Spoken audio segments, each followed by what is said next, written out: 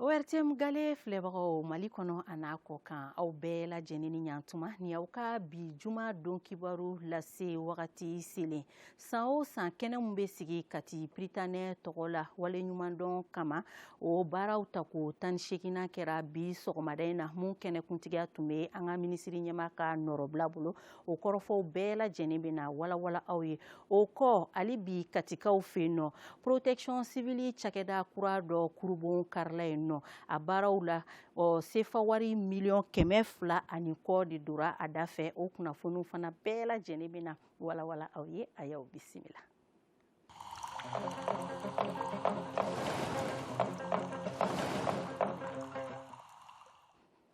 An y'a fɔ aw ye sisan nɔ san o san kɛnɛ dɔ bɛ to ka sigi Kati Prytanɛ tɔgɔ la kalanden jolenw ni karamɔgɔw tɔgɔ la o ta ko 18nan baaraw kɛra bi sɔgɔmada in na a kun ye ka se ka waleɲumandɔn kɛ ani ka ladiyalifɛnw di kalandenw ni kalanfaw ma u ka cɛsiri la san kɔnɔna na a kɛnɛkuntigiya o tun bɛ an ka minisiri ɲɛma ka nɔrɔbila bolo maa min tun bɛ yen nɔ don kibaru tɔgɔ la o ye Fatimu Diko ye.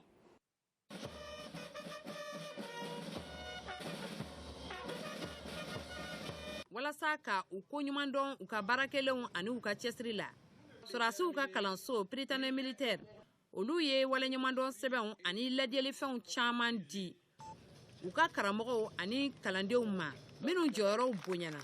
2022 kalan kuncɛli ɲɔgɔndanw na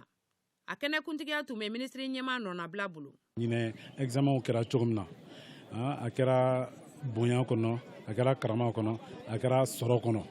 Donc au kɔnɔna na Prytanɛ ye 100% kɛ DEF la ye 100% kɛ bac la donc maintenant jɔn de bɛ o hakilinaw de jɔn de bɛ kalan di yan an ka maîtres jɔn de bɛ sira yira u la jɔn de bɛ discipline yira u la o ye encadreurs ye donc ni denmisɛnninw ɲɛna o kɔrɔ ko an kan ka fɛn bɛɛ kɛ pour que profs ani maîtres ani mun b'u encadrer olu fana ka ɲɛ u bɛ ɲɛ ni formation ye u bɛ ɲɛ ni encouragement ye. Yan Prytanɛ na aw yɛrɛ ɲɛ b'a la jamana 10 an kɛrɛfɛ jamana 10 de bɛ minnu dara anw na k'u denw bila ka na pour que an fana ka se ka hakilina ɲuman d'u ma donc o de y'a to an y'a essayer ka bi journée in na ka taa pour que ka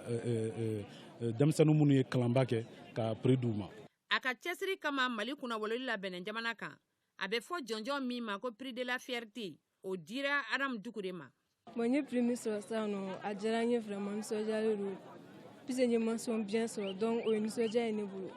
donc, nous m'a pris sur ça, non, nous faisons mieux pour une, mon rappel sévère, ça, non, puisque, vraiment, tiens, follow, quoi. Nous avons pris mon soeur, pour prix de la fierté, à eux, le soir, Bénin, allez, baquer que Bénin, comme allez, tout le Mali, Joro, la Bénin, donc, à une mention sur le cas, c'est la prix de la fierté, donc, il fait un badi. Adama Aljuma Sidibe prix d'honneur tara ka di ale ma a ka cɛsiri kama. Prytanɛ denmisɛnninw en fait an ka denmisɛnninw de don donc n'o y'an ye tantôt a bɛ courage dɔw la ka fɛn kɛ an ma se ka se yɔrɔ min na. Journée d'excellence filɛ ka kɛ nin vraiment nin ye fɛnba de a b'a to denmisɛnnin i b'a dɔn k'a fɔ ja n'i ye kalan kɛ récompense bɛ yen Prytanɛ la yan vraiment sérieux bɛ yan kalan bɛ yan. Nin kɛnɛ in sigiko 18nan de ye nin ye Prytanɛ militaire kalanso fɛ u ni Prytanɛ militaire kalanden kɔrɔw ka jɛkulu ka tɛgɛ di ɲɔgɔn ma kɔnɔ. San o san nin baara kelen de bɛ kɛ walasa k'a yira denmisɛnninw na k'a fɔ baara ɲuman o de ka fisa n ye baara kɛ o bɛ yen nka n ye baara kɛ ka tɛmɛ tɔw kan o de fana ka fisa bari an bɛɛ o ko in b'a yira de k'a fɔ ni baara kɛra kosɛbɛ o de bɛ jamana jɔli nɔgɔya bon an y'a yira k'a fɔ nin baara in a sigilen don kalanko de kan kosɛbɛ. Parce que jamana joli a tɛ taa ni mɔgɔw ma kalan ka ɲɛ ni mɔgɔw kalanna ka ɲɛ o bɛ jamana joli nɔgɔya. Kɛnɛ in kun cɛra ni Prytanɛ militaire ka yɔrɔ kura dɔw kurubon karili ye minisiri ɲɛma nɔnabila fɛ ani ɲɔgɔlɔn dɔw bɔra kalandenw fɛ Mali lakanaliko kan fo ka taa se jamanakuntigi Colonel Asimi Goita ladegeni ma ɲɔgɔlɔn in kɔnɔ. Minisiri ɲɛma nɔnabila ka yamaruya kɔnɔna na lajɛ dɔ kɛnɛ sigira bi sɔgɔmada in na Bamakɔ faba kɔnɔ yan nɔ a ye tali kɛ fɛɛrɛw kan minnu b'a to Mali jagofɛnw labɔli bɛ nɔgɔya cogo min na a kɛnɛ kana la an ka diɲɛ magobatigi caman tun bɛ yen nɔ an ka faamuyali ka se ka bonya a kɔrɔfɔ tɔw bɛɛ lajɛlen koɲɛw la donc kibaru tɔgɔ la Ibrahim Ag Mohamed ale tun bɛ yen nɔ ale ye ɲininkali kɛ Birima Watara la n'ale ye Anacardi baarakɛla ye ka fara Yusuf Bacili kan o ye jagokɛlaw ka soba ɲɛmaaba ye an k'o laseliw lamɛn. Anacardi min bɛ wele ko Sɔmɔ a bɛ wele fana ko Akaju ma bamanankan de ye Sɔmɔ ye Sɔmɔkolo alors an nalen bɛ ka na o de jira dans le cadre APEXI ka baara kɔnɔ min ye stratégie nationale de développement de la filière au financement baara kɔnɔna na donc anw fɛ baara min kɛra bi an yɔrɔ baara do min bɛ kɛ sababu ye ka nafa s'an ma baara do min bɛ kɛ sababu ye ka nafa se jamana ma parce que Anacardi bi Mali tun b'a kɛ mais a tun ma dɔn kɔfɛ alors min bɛ kɛ an fɛ an ka jamana na bi a sɛgɛsɛgɛli kɛra k'a fɔ a bɛ se 120 000 tonnes ma 120 000 tonnes ye miliyari caman ye mais c'est trouve que jamana wɛrɛw de bɛ an ka Mali tabɔ ka taga n'a ye n'o ye Côte d'Ivoire ni Burkinaw ni Sénégaliw ye Mali yɛrɛ commerçants tɛ taa kɔfɛ n'a ye a ka dɔgɔ parce que a commercialisation baara minnu bɛ kɛ en amont ka taa producteurs ka taa se acheteurs ma fo ka na se grossistes ma a financement ko bolo kelen don a ma k'a kɛcogo la fɔlɔ ani interprofession fana ka kan ka dɛmɛ minnu sɔrɔ n'o ye a baara ye min bɛ kɛ sababu ye ka nafa s'a baarakɛlaw ma a n'a filière ni jamana yɛrɛ ma o baara papiyew fana ma kɛ ka ban fɔlɔ a bɛ senna ministère de développement rural ka sira kan mais a ma ban fɔlɔ donc n'o banna an fana b'an ta feere kɔfɛ hali bi an bɛ se k'a feere ka label Mali feere ka taga n'a ye diɲɛ fan tɔw fɛ k'an ta jira k'a fɔ an ka sɔmɔkolo yɛrɛ ka ɲi ni jamana caman ta ye. Jamana bɛɛ n'i ka avantage n'a fɔra Mali ye an bɛ sɛnɛ kuma fɔ an bɛ mun sɛnɛ a ka ca ani mun bɛ fala yɛrɛ yiridenw na o fana ka ca ani bagan mais fɛɛrɛ ma sɔrɔ hali sisan ka ninnu produits nu valoriser pour k'a exporter ou bien jamana wɛrɛ de bɛ na olu produits nu ta k'a exporter an tɔgɔ la ka taa labelliser donc agence dɔ bɛ yan o b'a fɔ agence pour la promotion d'exportation ale kɛkun ye de ka fɛɛrɛ tigɛ ka dabali tigɛ an ka produit mun b'an fɛ yan a bɛ se ka exporter cogo di pour que ka exporter fo ka fɛɛrɛ dɔ tigɛ o de journée kɛra bi donc produit 16 ɲɔgɔn de bɛ yen nɔ 2022 ka taa 2025 la u b'a essayer produit 16 bɛ yen ka olu identifier k'u valoriser pour que o ka se ka exporter i n'a fɔ mangoro i n'a fɔ sisam i n'a fɔ an ka sogo i n'a fɔ an ka sɔmɔkolo i n'a fɔ an ka bɛnɛ bref produit tɔw ka ca ani golo comme a b'a dɔn an de ye primé ye IMOA la misiko la mais bagan bɛ faga yan a golo nin a tɛ valoriser pourtant mɔgɔ dɔ bɛ n'o cɛ de ka taa n'o ye kɔfɛ ka taa valoriser kɔfɛ k'a feere daba la donc ka fɛɛrɛ kɛ comme o avantage ala kɛlen bɛ k'o d'an ma o bɛ se ka don ba la cogo di k'o valoriser pour ka exportation nin kɛ et a bɛ impact ka ca kosɛbɛ parce que n'o kɛra a bɛna baara di mɔgɔ caman ma. CFA wari miliyɔn 200 ani kɔ de dora Kati protection civile kura jɔli da fɛ a yɔrɔ kofɔlen yɛrɛ kurubon karili kɛra bi sɔgɔmada in na an ka lakana minisiri fɛ général de brigade Daoud Ali Mohamedine a kɛlen kɔ ka cakɛda kura in ko nɛgɛw di a ye laseli kɛ Bataraure ka kuma bara la an ka jɛ ka minisiri ka laseliw lamɛn. Kati ye duguba ye a bɛ ka kɛ duguba ye jamana ɲɛmɔgɔ n'o ye colonel Assimi Goïta ye président de la transition chef suprême des armées ale ka laɲini ye min ye bi force de défense et de sécurité ka baarakɛ minɛnw sɔrɔ walasa an ka se k'an ka jamanadenw lakana donc o hukumu kɔnɔ Kati bɛ yɔrɔ min na sira caman de bɛ ɲɔgɔn kunbɛn yan wa sirabaw de don sira minnu don fana trafic b'a kan kosɛbɛ mobili b'a kan n'i y'a jateminɛ Kayi Kati n'i y'a jateminɛ Keɲeba Kita Kati ani Kati ka tɛmɛ ka taa Jema fo Ɲoro donc sira minnu don mobiliw ka ca kan ni mobili dun ka ca sira min kan accident fana ka ca o de b'a to accident caman bɛ kɛ yan protection civile directeur yɛrɛ ka kuma la a y'a ɲɛfɔ a ka ca ni Kulukoro région in kɔnɔ plus de 2000 cas d'accident ka daminɛ janvier la ka na sisan donc a kun yamaruyalen don an ka nin centre filanan in dayɛlɛ kelen bɛ yen ka ban ka nin filanan in dayɛlɛ o b'a to secours bɛ gɛrɛ accident kɛyɔrɔw la parce que an bɛ yɔrɔ min na bi jamana bɛ ka bonya dugu bɛ ka bonya bolifɛnw bɛ ka caya donc o hakilina de y'a to n'an nana ka nin centre kura in dayɛlɛ ka équiper walasa an ka se ka se population dengunenw ma joona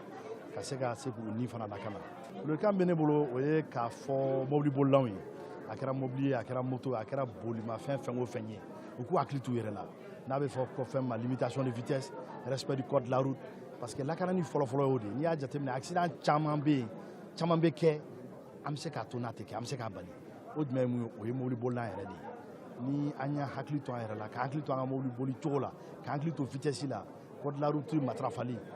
hakili la accident caman bɛ yen nɔ an tɛ sɔrɔ a la. Jɛkulu 4 minnu ka baara ɲɛsilen don bagan mara koɲɛw ma olu farala ɲɔgɔn kan kunungo alamisa ka kɛ kuluba kelen ye u ka fara ɲɔgɔn kan kun ye bagan mara ɲɛtaga o bɛ se ka sabati cogo min na Mali kɔnɔ Asetu Marizette Koyita ale tun bɛ don kibaru tɔgɔ la. Mali bagan maralaw ka jɛkulu 4 farala ɲɔgɔn kan siɲɛ wɛrɛ minnu bɛna bagan maralaw ni bagan mara jɛkuluw bɛɛ kunkanko kuma ɲɛfɔ diɲɛ fan bɛɛ fɛ. Tiɲɛ na Mali kun ye bagan mara jamana ye mais bi Mali bɛ kɛ ka bɔ bagan mara jamana parce que bagan baarakɛlaw ma fara ɲɔgɔn kan ka se ka kule pour ka se ka tɔɔrɔ minnu b'an ka se ka tɔɔrɔ ninnu kunbɛn donc ni hakilila in ye pour que an bɛɛ lajɛlen fara ɲɔgɔn kan tɔn 4 de faralen don ɲɔgɔn kan a tɔn kelen bɛ jamana fan bɛɛ ka kɛ kulu kelen pour ka se ka kɛ jaabi di misi 1,2 de bɛ Mali la. N'i y'a ta hali 40,000 a ka ca ni 2,000 miliyari ye misi dɔrɔn ba ni saga 45,000,000 yala sogo kan ka kɛ 600 ye Mali la wa donc fɛn minnu don an k'a fɔ dɔ bɛ ɲana dɔ bɛ ɲa cɛlakaw la mais a belebeleba bɛ anw yɛrɛ la quoi min b'an na donc il faudrait que an ka jɛ ka fara ɲɔgɔn kan k'a lajɛ an bɛ se ka solution minɛ comme ça maintenant bilasiralikɛba ye gouvernement de ye an bɛ taa tɔɔrɔ mana an b'a jiru la donc u bɛ bilasirali kɛ an b'a lajɛ solution mais pour que bi n'a bɔra n'a ka sotigiw ye nasɔngɔ di a ka se ka sogo sɔrɔ 400 ou bien 350. Gɛlɛya minnu bɛ bagan mara baaraw la dugubaw ni togodaw kɔnɔ nɔgɔya bɛ se ka don olu la togoya min na ani ka taa se bagan dumuniw ni sogow bɛ se ka kɛ ko sabatilen ye togoya min na bagan maralaw kun fɔ jɛkulu bɛ na I jɔ o jɔyɔrɔ de la. Anw jigi ye sɛnɛkɛlaw ye ani bagangɛnnaw ani jɛgɛmɔlaw ani sɛmaralaw bon donc an jigi olu de bon n'olu farala ɲɔgɔn kan c'est-à-dire que ni o secteur dɔ farala ɲɔgɔn kan sous secteur n'o ye élevage mɔgɔw ye u ka fara ɲɔgɔn kan k'u bɛ u ka kow dilan bon an kɔni an bɛ olu encourager bon min ka d'aw ye toujours bɛn ka kɛ secteur kɔnɔ sous secteur kɔnɔ puisque ni bɛn tɛ mɔgɔw ni ɲɔgɔn cɛ a ka gɛlɛn baaraw ka taa ɲɛ. Projet min bɛ ministère de l'élevage kɔnɔ ani agriculture kɔnɔ bi n'i y'a fara ɲɔgɔn kan ka ca 300 miliyari ye mais a projet bɛɛ sigilen don Bamakɔ yan de e ka kan ka bagantigi dɛmɛ e ka kan ka cikɛla dɛmɛ e sigilen don Bamakɔ e bɛ jɔn dɛmɛ ni maa min bɛ fɛ ka bagantigi dɛmɛ bagan bɛ yɔrɔ min i bɛ taa yen de donc wajibi an yɛrɛ ka kɛ ministère ka kumana dɔ ye an bɛɛ ka jɛ ka sigi ka kuma ka problème poser quoi donc n'an ma fara ɲɔgɔn kan u bɛ kuma ne fɛ u taa kuma dɔwɛrɛ fɛ dɔwɛrɛ bɛ taa kuma ne fɛ donc hakililaw bɛ caya baara tɛ se ka kɛ baara kelen ye quoi. Mali bagan maralaw kun fɔ jɛkuluba min sigilen filɛ nin ye a biro ye mɔgɔ 83 ye a ɲɛmɔgɔ ye Abubakar Ba ye a ka manda ye san 3 ye min bɛ lakuraya a ka fɔ la k'a bɛna fɛɛrɛ bɛɛ lajɛlen kɛ walasa fura ka se ka sɔrɔ Mali bagan maralaw ka gɛlɛyaw la cogoya min na.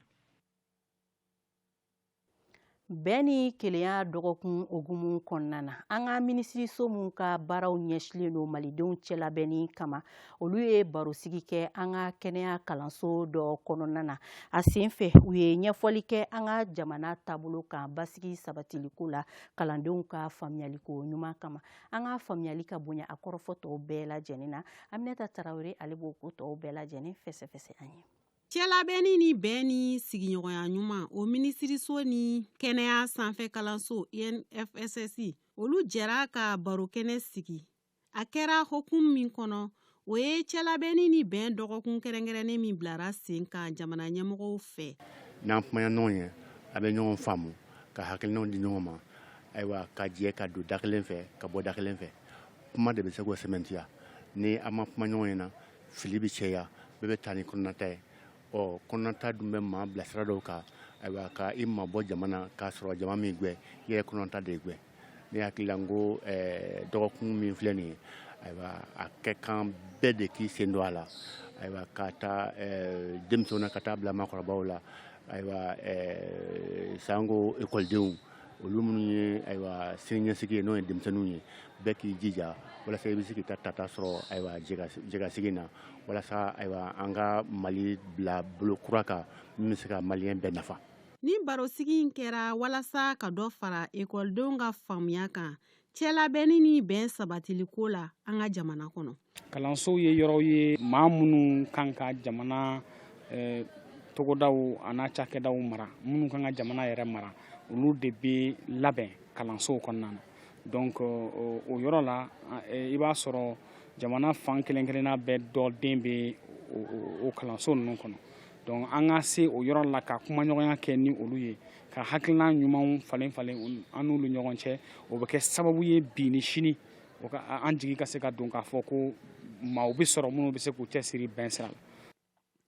Bɛn ni kelenya dɔgɔkun in n'a bilara sen kan alamisa tɛmɛnen a bɛ to sen na fo ni sɛptanburu kalo tile 21 nata Mali fan bɛɛ fɛ. Kɛnɛya ani buna adamadenya minisiriso mɔgɔw ka ladala bataki kɔnɔ coronavirus kunkanko la u ko ka bɛn ni bi jumadonya ye k'u ka sɛgɛsɛgɛli bolila mɔgɔ 552 de kan olu cɛla maa 38 de yira k'a fɔ coronavirus banakisɛ bɛ minnu na maa 47 olu kɛnɛyara ka fara maa kɛnɛyalen kɔrɔw kan ka bɛn ni bi donya ye ko maa ma fatu nka o n'a ta o ta u b'a ɲini an bɛɛ lajɛlen fɛ an ka saniya walew matarafa ani fɛɛrɛ minnu fɔlen don an ye an ka olu kɛ an tagalan walasa an na se ka kisi coronavirus banakisɛ ma. Anw filɛbagaw nin de bɛ dansigi kɛ aw ka bi juma don kibaru la aw minnu ma se ka bɛnna ye a ma tiɲɛ aw b'a sɔrɔ ORTM ka page Facebook sanfɛ walima sini sɔgɔma nɛgɛ ɲɛ 7 waati ni nanzarakan journal banna an b'a fɔ aw ye k'aw ni ce aw ka kulomajɔ ni aw ka filɛli la a k'an bɛn sini nɛgɛ ɲɛ 18 waati n'Ala ka jɛ ye.